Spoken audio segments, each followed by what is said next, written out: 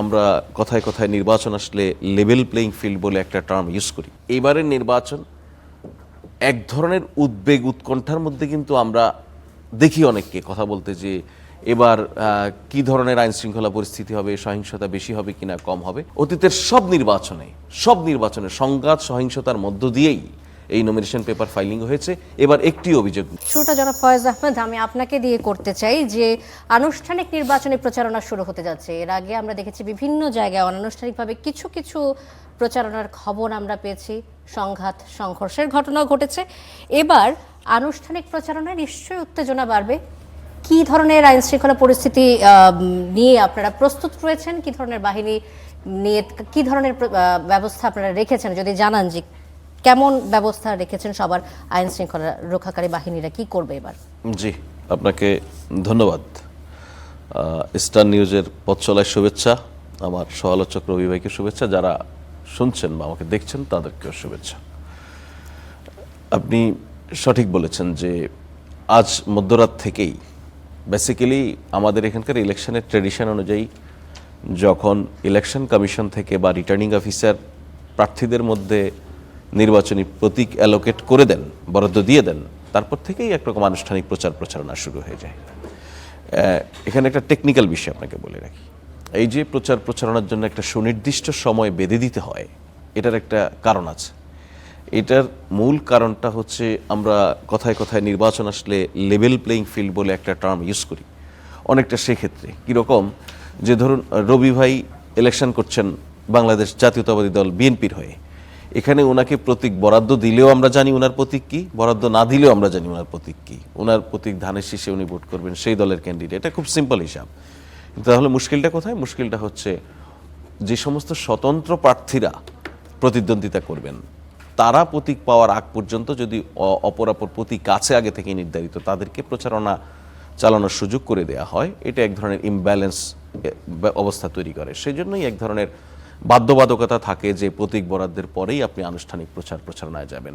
তাহলে এখন আমাদের প্রার্থীরা যারা নির্বাচনের মানুষে প্রতিদ্বন্দ্বিতার জন্য মনোনয়নপত্র সাবমিট করেন, শুধু তো সাবমিশন নয়, সাবমিশনের আগে থেকেই এক ধরনের ক্যাম্পেইনের মধ্যে থাকেন। সেই সময় তার ক্যাম্পেইনের দুটো প্রক্রিয়া থাকে। একটি হচ্ছে ক্যাম্পেইন করে মানুষের কাছে যেরকম আস্থা অর্জনের ব্যাপার থাকে ভোটারদের কাছে, অপরদিকে তার দলের কাছে তার অবস্থান জানান দেওয়ারও একটা ব্যাপার থাকে।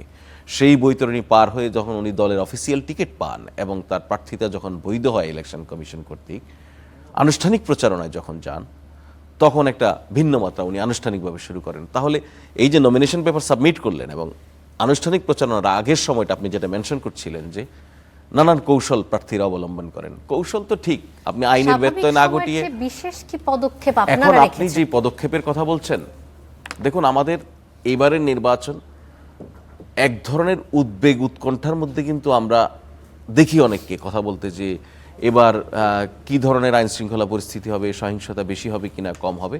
আমি সেক্ষেত্রে আপনাকে একটা এক্সাম্পল দিই।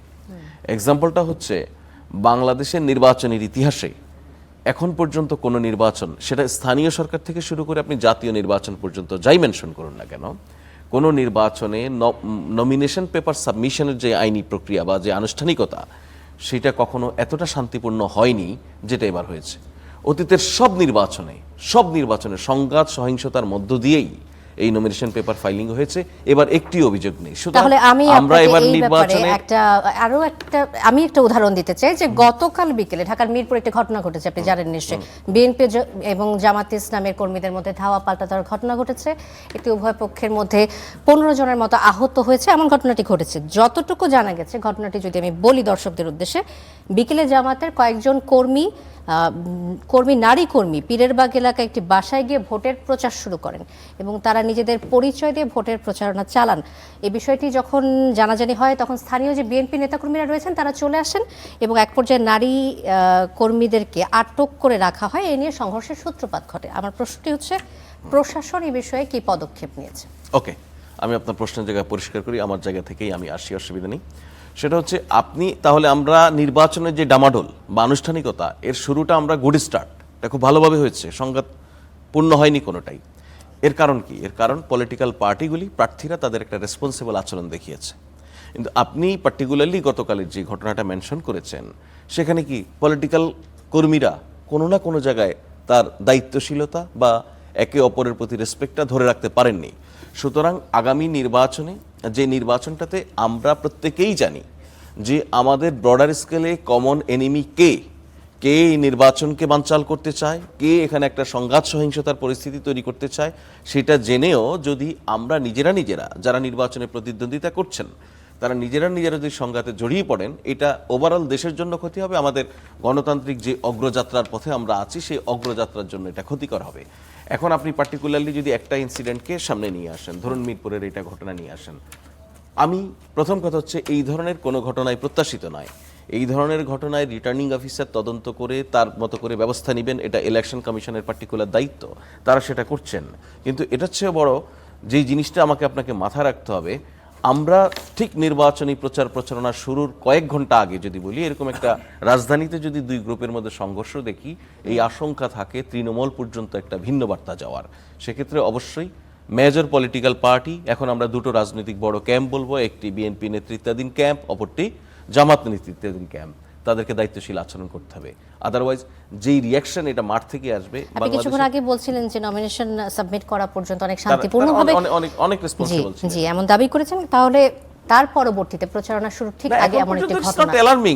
আমি আবারও বলি, আমরা একটি ইনসিডেন্টকেও আমরা মানতে চাই না, হোক আমরা সেটা প্রত্যাশা করি না, বাট আমরা কিন্তু বাংলাদেশের রাজনীতির যে কালচার, সেখান থেকে কিন্তু 5 আগস্ট পরবর্তী সময় এমন কোনো মেকানিজম দাঁড়ায়নি হঠাৎ করে, যেটার কারণে পুরো রাজনৈতিক সংস্কৃতি পাল্টে গেছে, যায়নি।